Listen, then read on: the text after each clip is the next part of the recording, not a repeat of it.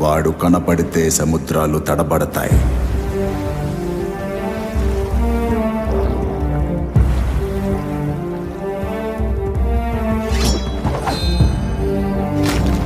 నిలబడితే సామ్రాజ్యాలు సాగిలపడతాయి.